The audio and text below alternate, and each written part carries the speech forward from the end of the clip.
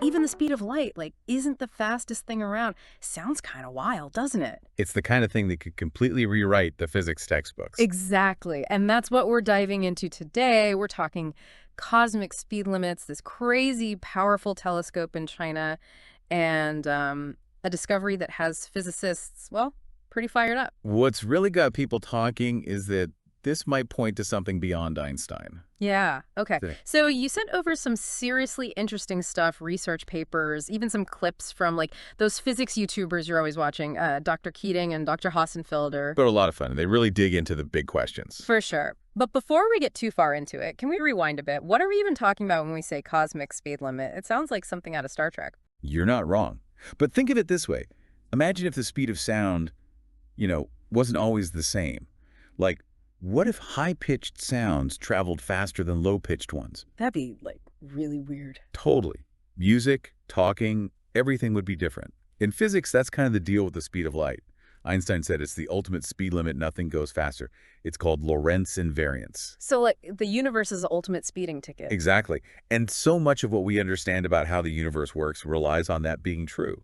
But then there's this idea, what if at crazy high energies, like way beyond anything we see here, that speed limit maybe doesn't hold up? That's where this LHAASO experiment comes in, right? I've been dying to hear more about this. Right, so picture this massive observatory in China, LHAASO. It's like a giant photon catcher. It's designed to detect these tiny particles of light from, well, basically forever ago. So what makes this LHAASO thing so special? I mean, haven't we always been looking at stuff in space? It's all in the details. Yeah. So LHA has this instrument called the WCDA, and it uses these huge pools of water.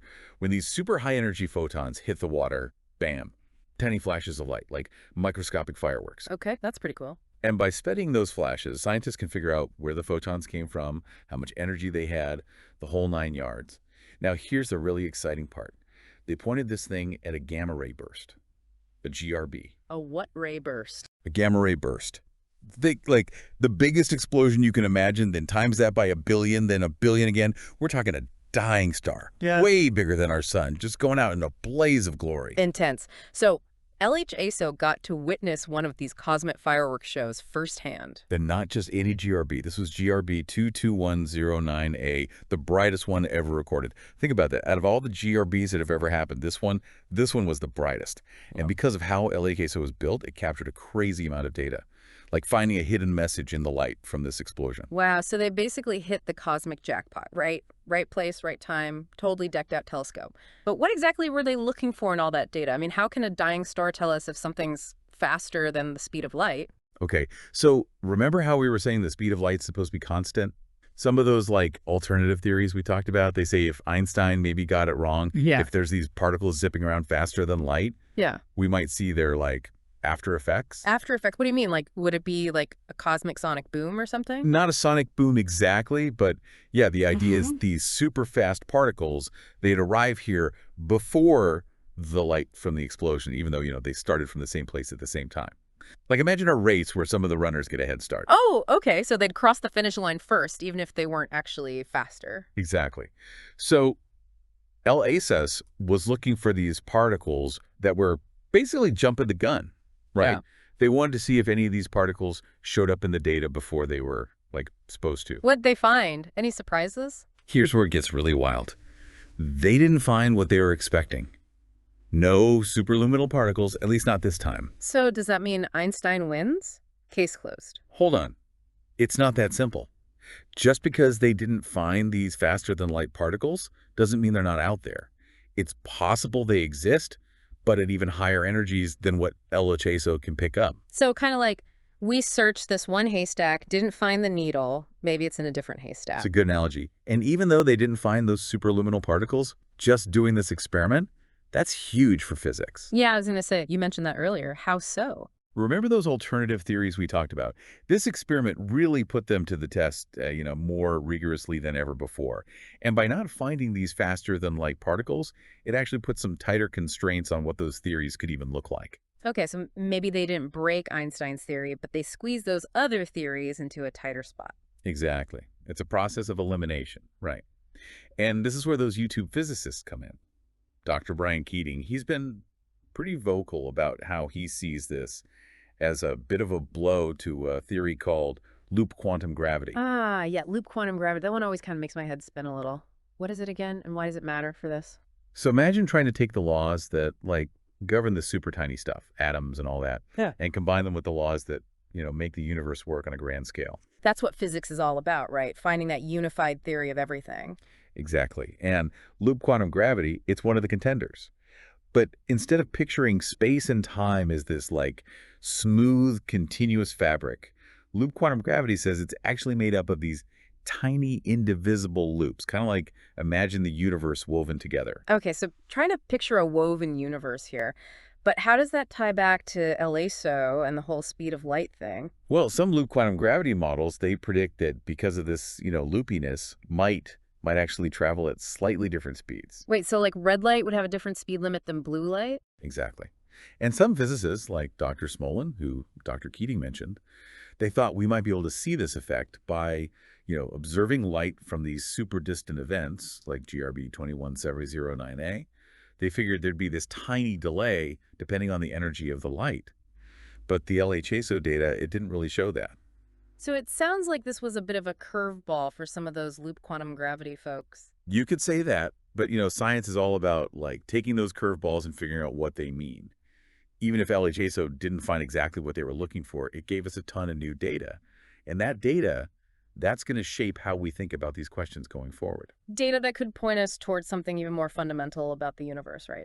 Definitely. And it's not just about loop quantum gravity either. This has implications for like all sorts of areas in physics. Speaking of implications, you mentioned earlier not everyone's totally on board with like how this all relates to loop quantum gravity and such. Right. So it's kind of like what? The physics community is having a bit of a debate about this whole thing. Yeah, like any good discovery, it's stirring things up a bit. People are definitely talking. Well, spill the tea. Who's saying what? So one voice you might find interesting here is Dr. Sabina Hassenfelder, another one of those physics YouTubers you mentioned. She, let's just say she doesn't always hold back. And she's been, well, pretty skeptical of certain quantum gravity ideas even before all this. Yeah, I've seen some of her stuff. She definitely keeps it real. For sure. And with these LHAASO findings, she's kind of doubled down on the whole, are we even looking in the right direction with some of these theories? Especially loop quantum gravity. Oh, wow. So like throwing a little shade at loop quantum gravity, that's got to sting for some folks. But what's her reasoning there? Like, is it a math thing? Or does she think the whole idea is just like fundamentally flawed? It's a bit more about how well the theory actually holds up against, real-world observations.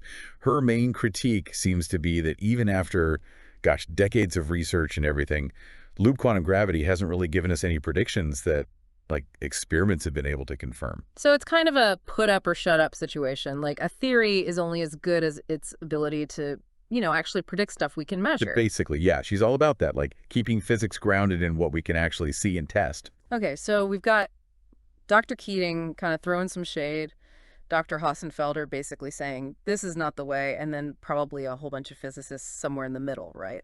Sounds like physics conferences are about to get pretty interesting. Oh, I'm sure there are some spirited debates in the works. Yeah. But that's what's so great about science, right? It's always evolving, always being challenged.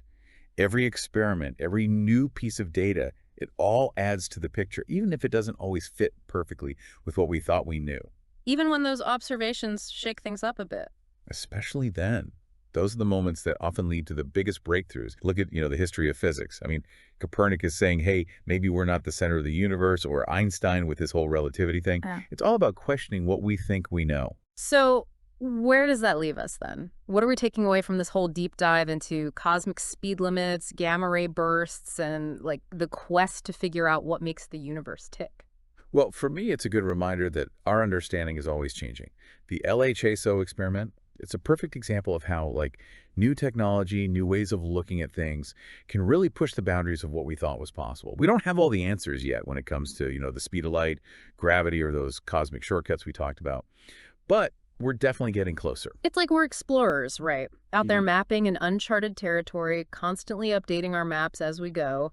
And sometimes the coolest discoveries are the ones we weren't even looking for. Absolutely. That sense of wonder, that drive to learn and explore, that's what keeps science moving forward. Well said. I've got to say, this deep dive has left me with maybe more questions than answers, but in a good way. The universe is definitely full of surprises. That's for sure. Who knows what we'll discover next? That's the